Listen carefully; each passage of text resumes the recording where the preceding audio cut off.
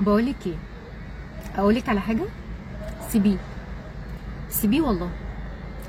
سيبيه طالما مش عارف ياخد الخطوه. سيبيه طالما هو يوم معاكي ويوم بيختفي. سيبيه طالما ان انت مش حاسه بامان معاه. سيبيه طالما ان انت شايفه ان انت اللي بتعملي مجهود كبير قوي في العلاقه دي عشان تكمل.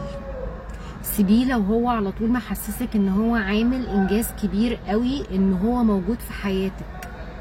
سيبيه لو هو مش بيحاول يعمل اي حاجه تبسطك او تفرحك او بتحسي ان في مجهود بيبذل عشانك.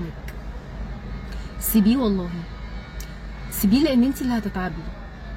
وسيبيه لو انت لحد دلوقتي معاه في علاقه غير رسميه، عشان مفيش حد في الكون يستاهل انك تغضبي ربنا عشانه.